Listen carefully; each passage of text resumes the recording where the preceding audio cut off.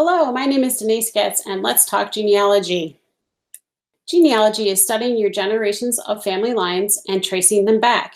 To me, genealogy means keeping track of what you know about your family lines and doing detective work to find generations further back.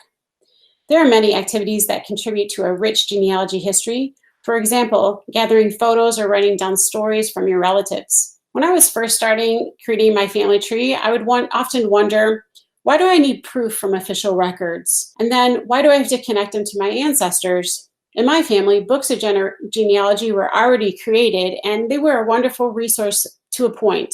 These books didn't contain birth dates or anything that made it clear enough that I could identify with certainty that I had the correct person. Let me explain. You will find in your family that relatives often use the same names over and over again. Sons take on the names of their fathers, and we pass down names of our grandparents. When names are repeated, for example, John, then nicknames are used. Confusion ensues quickly when we are trying to determine one John from the cousin John born around the same time. Another example is if parents had a baby that died and then had another baby. Many times they even name the new baby the same name. Without birth, marriage, or death records of some kind, it becomes very difficult to know if you're attaching your ancestor to the correct place in the tree. Which brings me to the second reason. Without having that validation that you're really connecting the correct person to the tree in the correct place, errors can make it difficult to move forward, causing roadblocks. It's like a puzzle where if you put the wrong piece in a place where it doesn't belong, the rest of the puzzle has a hard time fitting together. So records are important, and one really great place to search for records is on FamilySearch. FamilySearch is a free online genealogy website that has over 7 billion searchable names through the historical records. Additionally, FamilySearch has 1.3 billion digital records that are unindexed. FamilySearch partners with governments and archives around the world to continue acquiring more records.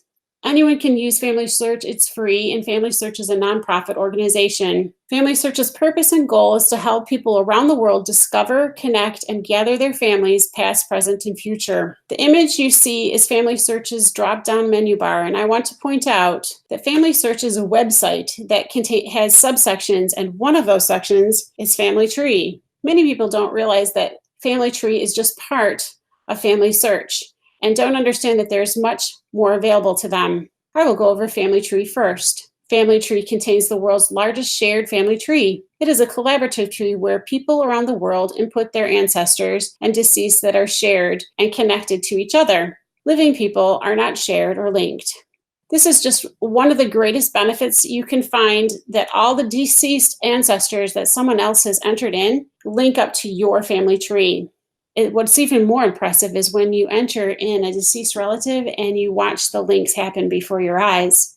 By having one shared world family tree, you can work with other family members around the world to research and find generations of your family tree.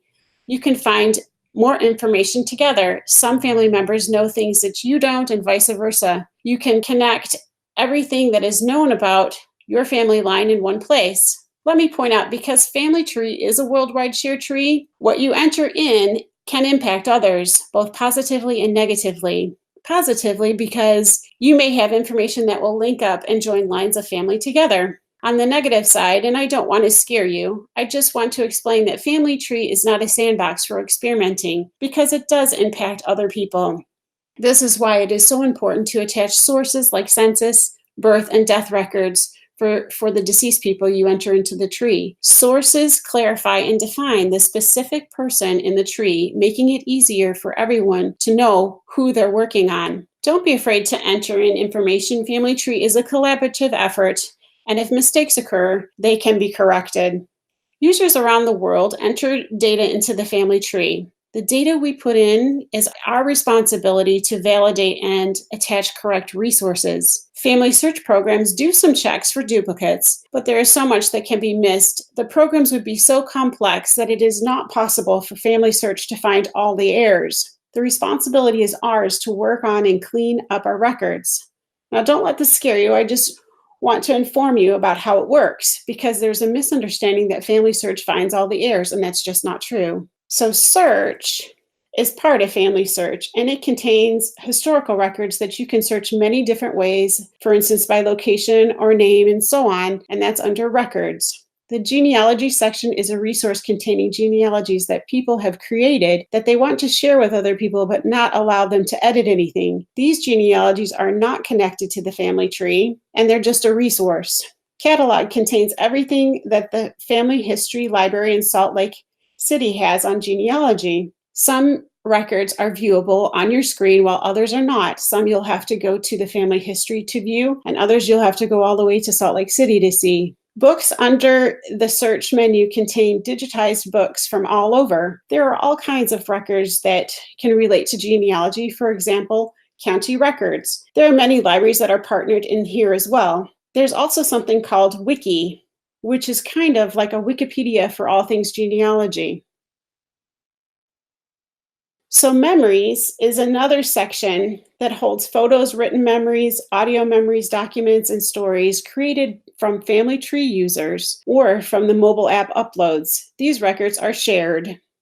Indexing is a volunteer aspect of FamilySearch where you can participate in making records searchable. Old paper records are displayed on your screen, and then you're guided in typing information from the record. What you type in is then recorded in a database.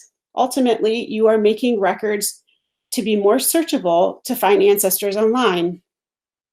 There is much more we can learn about FamilySearch. Fortunately, I have an awesome resource called Genealogy TV Online. Here's a list of topics that were talked about in this video about FamilySearch, and I will provide a link and also the topics with starting times.